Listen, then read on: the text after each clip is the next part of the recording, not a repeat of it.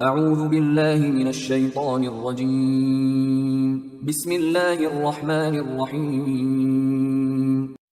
سورہ زاریات آیات نمبر 24 تا 46 میں حضرت ابراہیم علیہ السلام اور قوم لوط کے واقعے کی طرف اشارہ کہ کس طرح اللہ نے رسول کی تکذیب کرنے والی قوم کو ہلاک کر دیا۔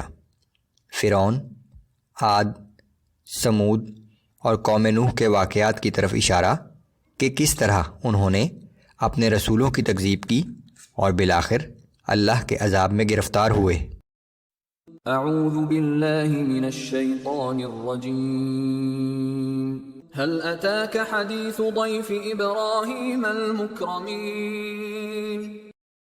اے نبی صلی اللہ علیہ وآلہ وسلم، کیا ابراہیم علیہ السلام کے معزز مہمانوں کی خبر آپ تک پہنچی ہے؟ اذ دخلوا علیہ فقالوا سلاما قال سلام قوم منکرون۔ جب وہ ابراہیم علیہ السلام کے پاس آئے اور انہیں سلام عرض کیا، آپ نے فرمایا تم پر بھی سلام ہو، اور دل میں خیال کیا کہ یہ کچھ اجنبی سے لوگ محسوس ہوتے ہیں۔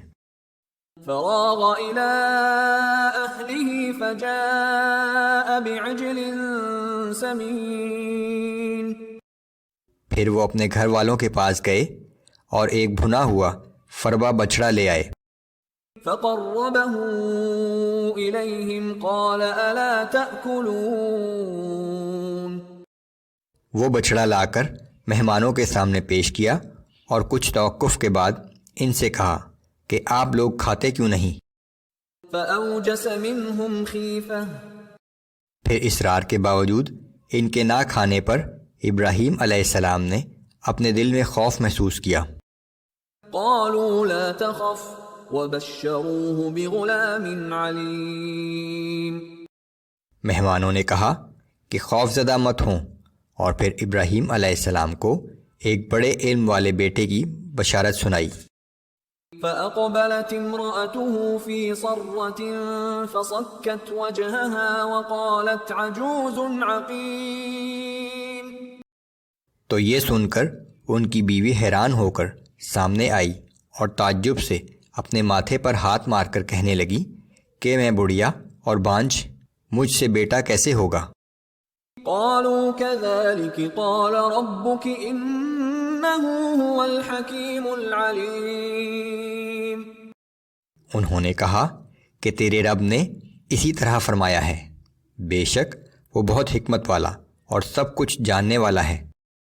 قال فما خطبكم أيها المرسلون۔ ابراہیم علیہ السلام نے کہا کہ اللہ کے بھیجے ہوئے فرشتوں، اب تمہیں کیا مہم درپیش ہے؟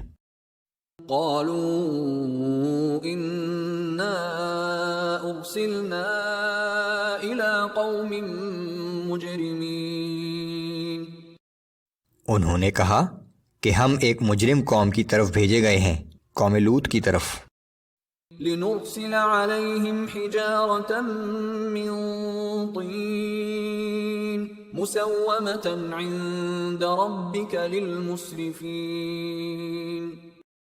تاکہ ان لوگوں پر پکی ہوئی مٹی کے پتھر برسا دیں، وہ پتھر جو آپ کے رب کی جانب سے اس حد سے گزر جانے والی قوم کے لیے نشان زدہ ہیں۔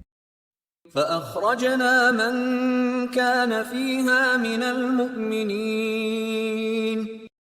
اور آخر کار اس بستی میں جتنے اہل ایمان تھے ہم نے انہیں وہاں سے باہر نکال لیا۔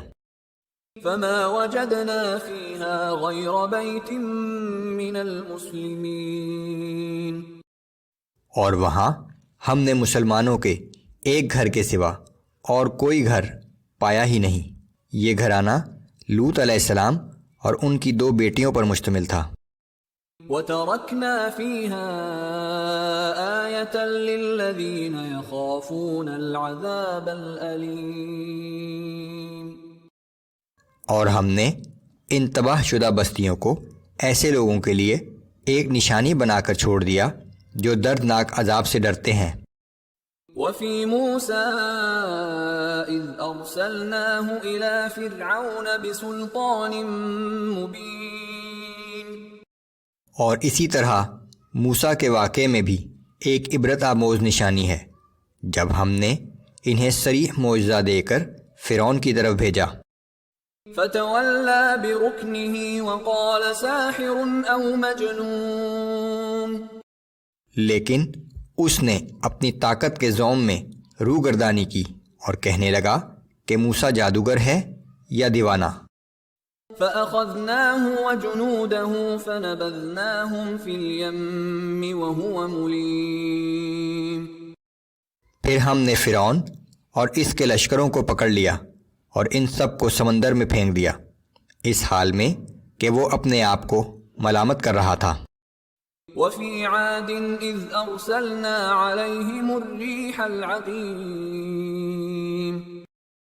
اور قوم عاد کے واقعے میں بھی ایک سبق آموز نشانی ہے جب ہم نے ان پر ایک تند و تیز آندھی بھیجی. ما تذر من شيء أتت عليه إلا جعلته كالرميم. وہ جس چیز پر بھی گزرتی اسے بوسیدہ ہڈیوں کی طرح ریزہ ریزہ کر ڈالتی تھی. وفي ثمود إذ قيل لهم تمتعوا حتى حين. اور سمود کے واقعے میں بھی نشان عبرت ہے جب ان سے کہا گیا تھا کہ تم لوگ اس دنیاوی ساز و سامان سے مزید کچھ دن فائدہ اٹھا لو. فعتوا عن امر ربهم فاخذتهم الصاعقة وهم ينظرون.